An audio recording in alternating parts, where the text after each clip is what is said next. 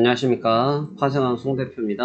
2025년도 6월 26일 목요일 현재 시간 오후 1시 17분 지나고 있습니다. 되게 잘 보내셨습니까? 자, 오늘 장 같이 한번 보셔야 될 것 같은데요. 어제 장이 잠깐 움직이고 사실 쟁일 안 움직이고 있어가지고 피로감이 좀 극합니다. 좀 피로한 상태고 새벽에 반짝하고 한번 올랐다가 종가를 고점을 형성한 이후부터는 또 조정을 받고 끝을 났는데 또 그 뒤에는 주가가 또 제자리에 있어서 이게 뭔가 싶은 흐름이 좀 있네요. 그래서 한번 같이 보셔야 될 것 같고요. 오늘 시장 같이 말씀 나누면서 우리 시장 준비해 보겠습니다. 먼저 오늘 새벽에 마감했던 다우지수는 전장 대비해서 0.25% 106포인트가 하락을 한 42,982포인트에서 마감됐습니다. 나스닥 주가는 전장 대비해서 0.31% 61포인트가 상승하고 마감이 됐고요. S&P 500은 제로. 확실히 이 중간자 역할을 굉장히 잘합니다. S&P는.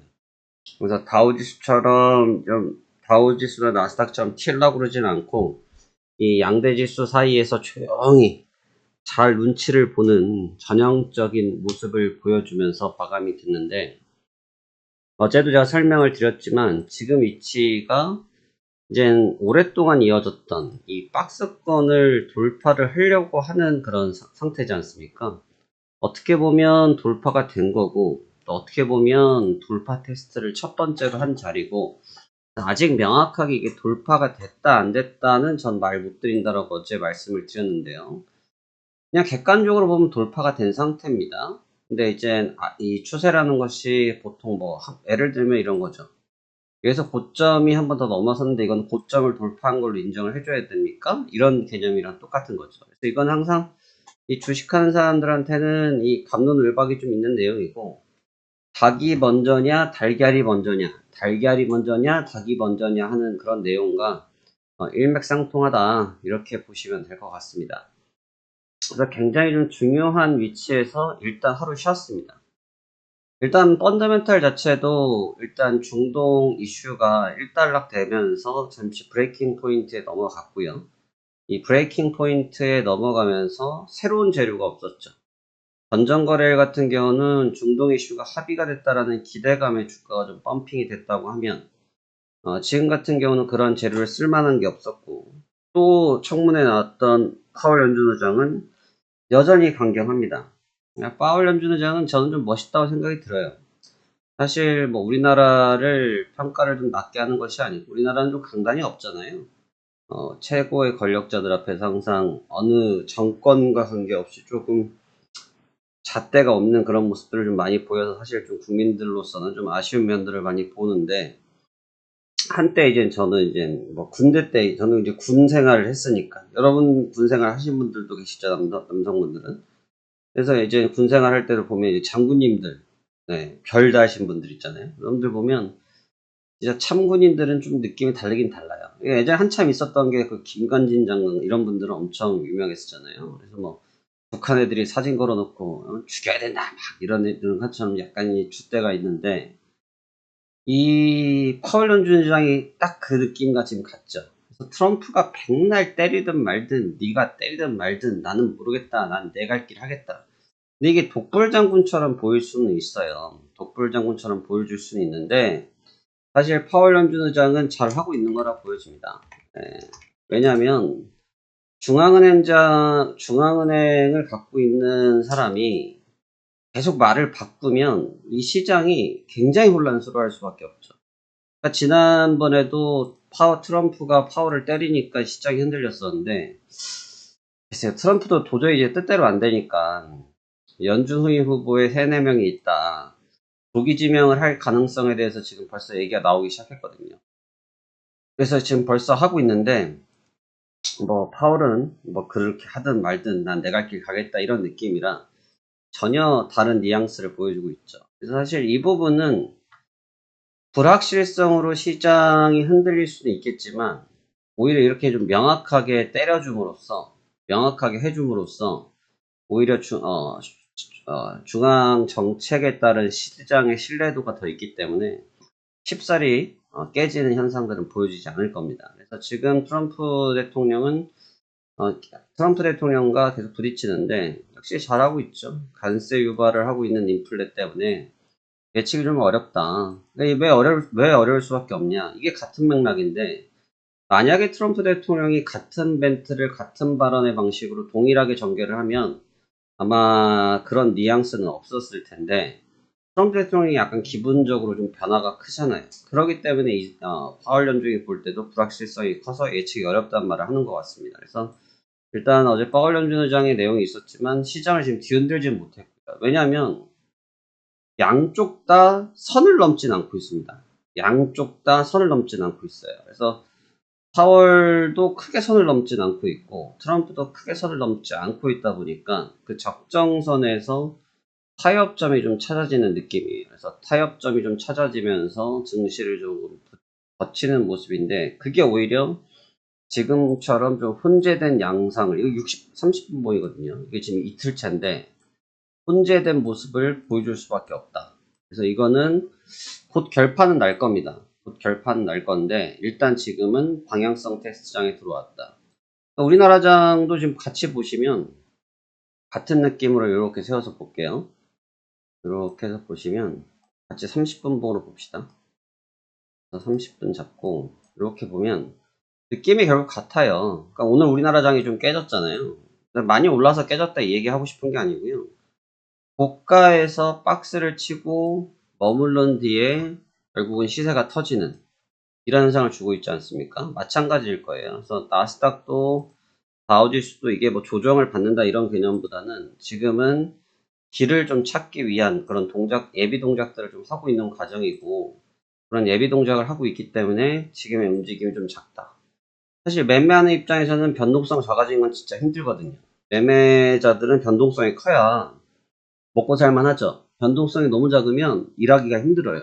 여하튼. 왜냐면 매매를 하다 보면 로스가 날 수도 있고 수익이 날 수도 있고 한데 또는 이제 진입을 해야 되는데 너무 작게 움직이다 보면 판단하기가 굉장히 어렵고 그 다음에 로스가 나더라도 그 로스를 되짚는 데 시간이 좀 걸릴 수밖에 없고 그래서 좀 어려운 거거든요. 그래서 변동성이 다소 줄어들었지만 제가 봐서는 특별한 재료 때문에 그런 것은 아니고 아마 오늘 내일 정도 오늘 정도면 움직일 거라 봐요. 그래서 오늘 정도면 아마 변동성을 다시 터뜨리지 않을까 생각이 좀 듭니다. 그래서 변동성을 좀 대비하는 게 좋을 것 같고요.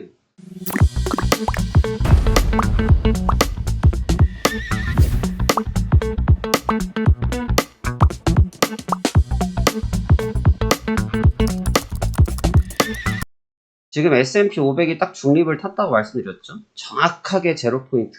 그냥 드라마틱합니다. 정확하게 제로 포인트를 잡으면서 딱 중심부를 잡아주고 있고요. 그 다음에 다우지수와 나스닥이 양방으로 길이 갈렸는데 나스닥은 엔비디아가 너무 좋았고요. 엔비디아 계속 좋네요. 엔비디아가 다시 힘이 좀 받고 어제 제가 말씀드렸죠. 젠스망이 지금 지분을 좀 정리를 좀 해야 되는데 젠스망의 지분을 좀 높은 데서 팔라고 그러는지 시세가 짱짱합니다. 그래서 잘 버티고 있고 대신 이 엔비디아가 5% 정도가 올랐으면 어제 4% 정도 올랐으면 사실 주가가 많이 올랐어야 되잖아요. 근데 주가가 보합에서 끝난 이유는 왜냐면 반대로 테슬라가 깨져버렸습니다. 반대로 테슬라가 깨져버리면서 서로 간의 힘이 상쇄된 거죠. 상승의 힘인 엔비디아와 하락의 힘인 테슬라가 상원의 격돌이 나면서 주가가 좀 전체적인 종합주가 지수가 흐지부지할 수밖에 없었다 이렇게 보시면 될 것 같아요.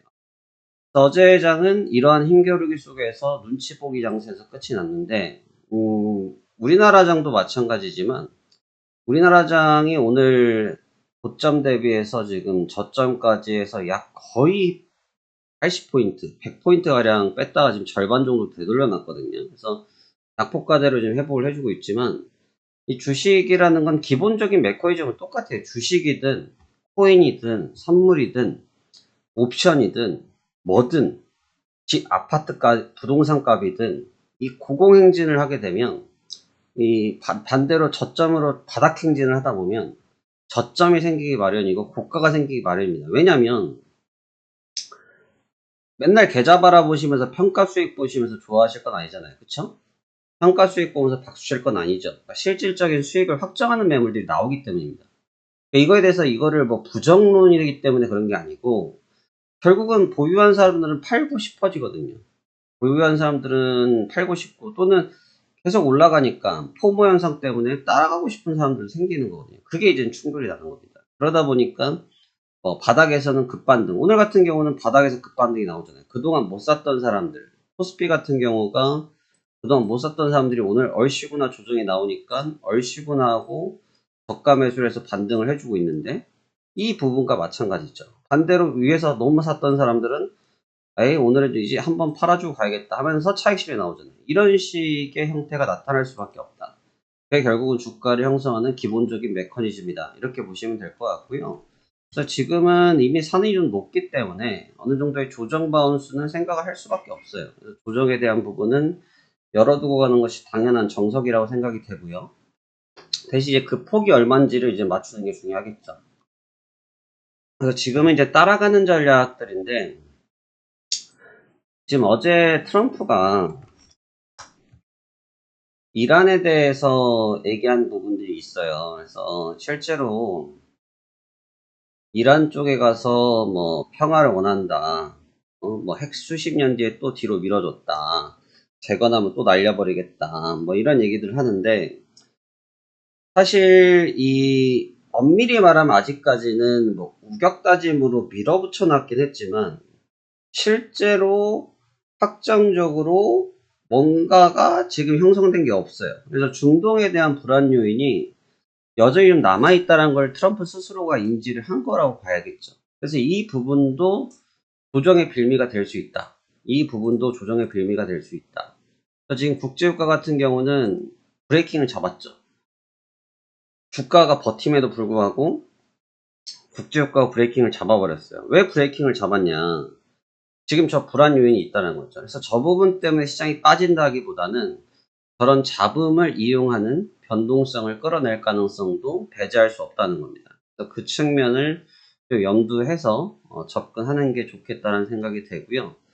오늘은 제가 봐서는 지금처럼 좀 흐지부지하게 계속 흔드는 양상을 주다가 어느 시점인지는 잘 모르겠어요. 왜냐하면 빨리 움직였으면 오전 시점에서 아마 좀 같이 움직였을 텐데, 오전 시점에 안 움직인 걸 봐서는 독자적인 시장의 흐름을 좀 줄 것 같고, 오후장 정도가 되면 아마 흐름 테스트를 하지 않겠냐 보여지는데, 이제 진폭이 어느 정도인지는 이제 그 상황에 맞춰서 대응을 해야겠죠. 그래서 이런 부분들이 도움이 필요하시면 저희랑 같이 체험해 보시거나 VIP로 오시면 될 것 같고요. 그래서 그런 부분들을 제가 짚어드리는 거니까요. 그래서 그런 식의 전략이 되지 않을까. 어제도 제가 말씀드렸잖아요. 나는 지금 여기서 따라갈 생각이 없다. 전략은 간단하다. 뭐 한다? 올라오면 때린다 였습니다. 올라오면 때린다. 그러니까 지금도 관점은 동일해요. 이거를 따라가서 내가 잡아먹겠다라는 생각은 1도 없습니다. 따라가서 이걸 추격해서 먹어야겠다는 생각은 단 1도 없고, 그냥 기다려서 올라오면 때려서 먹겠다라는 생각을 계속 하고 있어요. 그게 지금 제가 보는 뷰에서는 제일 안정적입니다. 위로 따라가다가 위에서 물려버리면 답지가 안 나요.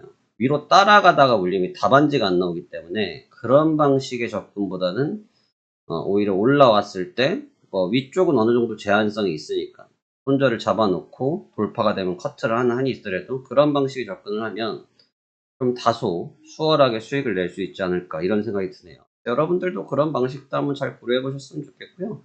뭐 시장 투자는 정답이 없죠. 어떻게 풀어가는 것이 좋은지는 막상 해봐야겠지만 지금 시장의 힘은 좀 인지했으면 좋겠다. 우리나라장 진짜 저는 이제 개인 투자자들을 위해서 일을 하는 사람이잖아요. 제가 뭐 기관을 위해서 일을 하거나 방송국을 위해서 일을 하거나 그런 사람이 아니란 말이에요. 여러분들 개인 투자자들 위해서 일을 하는 사람들인데, 진짜 지수 뉴스를 보면요, 일반 개인들은 주식을 안 살 수가 없어요. 우리나라장 갖고 얘기를 하면 수익률이 갑자기 전 세계 1위다. 이런 얘기 하면서 지금 주식을 안 사면 이거 완전히 바보 X되는 꼴을 만들어 놨거든요. 근데 제가 누누이 말씀드리지만 시장에서 뉴스를 그렇게 내보낼 때가 항상 고점이에요. 그러니까 지금 5천 오케이다 이거예요. 5천, 3,500 다 오케이인데 증권사들도 리포트를 내거든요. 근데 여러분 생각해보세요. 증권사가 왜 리포트를 내냐면 증권사는 물론 자기 투자 수익도 있지만 수수료 수익도 있잖아요. 여러분들이 많이 매매를 해줘야 수익이 난단 말이에요. 그렇기 때문에 괜히 우리 펌핑 바람 잡는 얘기들이 너무 많아요. 사실 지금은 좀 제가 봤을 때 괜찮은 리포팅들 보면 지금은 좀 가열기라는 걸 대놓고 얘기하시는 분들도 있어요. 저는 그분이 맞고 틀리고를 떠나서 최소한 이거 야 지진 올 수 있어, 야 바람 올 수 있어 라고 얘기는 할 수 있어야 된다 이거죠. 그런 얘기조차도 못하는 곳이면 이거는 일을 해서 안 된다. 그래서 어제 그제 따라간 분들은 이거 완전히 지금 오늘 멘붕이 온 거죠. 그러니까 멘붕이 와서 아까 손절하고 나니까 오후에 튀어버리는 거예요. 이제 그런 시나리오들은 좀 피하는 게 좋다. 그래서 가열기에 너무 내가 가열차게 같이 달려드는 방식들은 너무 많은 위험성을 내포하고 있으니 그러한 부분들은 좀 회피하는 것이 좋지 않겠냐. 저는 그런 말씀을 좀 전해드리고 싶습니다. 그래서 지금은 그런 구간이다. 그래서 누구나 쉽게 좋은 얘기들을 할 수 있지만 위험 구간에 대해서 위험이라고 말할 수 있는 사람도 필요하다. 그런 얘기들을 한다고 해서 너무 그분들을 비난할 필요는 없다. 부정해서 뭐 그런 부분들이 너무 부정적으로 상황을 봐서가 아니라 그런 리스크가 있다는 것을 인지할 수 있는 관점은 필요하기 때문이라는 거죠. 여러분들도 그 점 잘 참고하셔서 대응하셨으면 좋겠고 제 전략은 똑같습니다. 제 전략은 똑같고 오늘도 그렇게 해서 수익을 내보도록 하겠습니다. 그럼 오늘도 성공 투자하시길 바라겠고요. 브리핑 여기서 마치도록 합니다. 감사합니다. 파생한 송 대표였습니다.